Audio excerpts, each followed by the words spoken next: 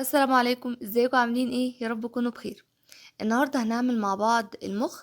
ان شاء الله هنعمله بطريقه سهله قوي، هنعمله بقى بانيه.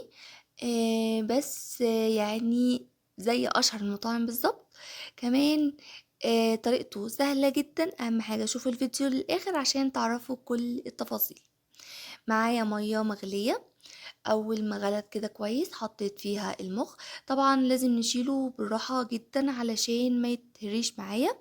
بعدين حطيت ورق لوري، وكمان حطيت بصلة صغيرة كده، وفصوص من الحبهان، وكام حبة من الفلفل الأسمر. حطيت كمان معلقتين كبار من الخل. وبعدين هسيب المخ ده يغلي لمدة 3 دقايق بس. وبعدين هطفي عليه. سبته هنا 3 دقايق. جبت مية. المية دي يعني متلجة كده. هبتدي اني احط المخ ده في قلب المية، واسيبه بقى شوية لحد ما يهدى خالص. كل ده هعمله علشان بدي للمخ صدمة. ما يتريش معايا وانا بقطعه. طبعا الكاميرا كانت فصلت معايا وانا بصور الحتة دي، ما جابتش وانا بقطعه. انا قطعته لشرايح كده زي ما انتوا شايفين، يعني شلته بقى من المية وقطعته. فاسفة جدا يعني للخطوة دي. جبت هنا بقسماط كده. يعني المتاح بقى عندك. وبعدين حطيت عليه معلقتين من الدقيق. يعني بيدي للبانيه عموما يعني تماسك. وكمان بيديله لون حلو. يعني يعني ما تستغنوش عنه. كمان هبتدي اعمل بيضة، واحط عليها يعني حوالي ربع معلقة صغيرة من الملح. وكمان يعني على طرف المعلقة كده شوية من الفلفل الاسمر. ما زودش طبعا علشان ما يغمقليش البيض. هقلبهم بقى كويس قوي. وبعدين هبتدي اني احط بقى قطع المخ كده في قلب البيض.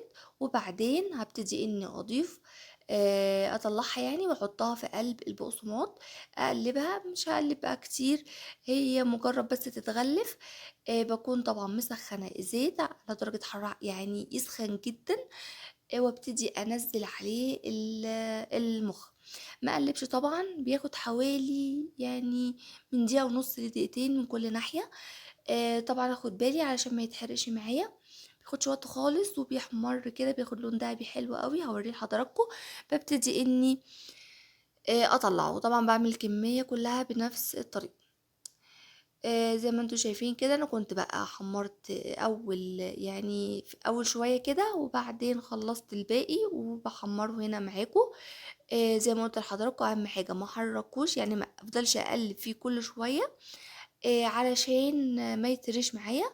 مجرد ما بياخد لون من الناحية اللي تحت هبتدي اني اقلبه. وطبعا يعني المفروض ان انا ما زودش اللون بتاعه، يعني ما خلوش يغمق علشان هيبقى شكله مش لطيف خالص. بعد ما بياخد لون من الجنب التاني ببتدي اني اطلعه على مناديل مطبخ كده علشان يصفي اي زيوت طلعت فيه. وبعدين هبتدي ان اجيب بقى بعد ما بطلع الكمية كلها واسيبه يتصفى شوية. هجيب طبق كده واحط عليه شوية من الخضرة. وبعدين هبتدي اني ارص عليه المخ. بصوا بقى. طعمه رهيب. حلو جدا. كمان يعني عايزينه يكون مقرمش كده. رفعوا حجم المخ. يعني رفعوا قطعة المخ عن الحجم اللي انا عاملاه. هيبقى طبعا مقرمش اكتر. بس انا الحجم ده كان يعني مناسب ليا. عملته كده وكان شكله حلو زي ما انتم شايفين، وطعمه بقى روعة. لو لسه ما جربتوش تاكلوا البانيه جربوه، هيعجبكم ان شاء الله جدا.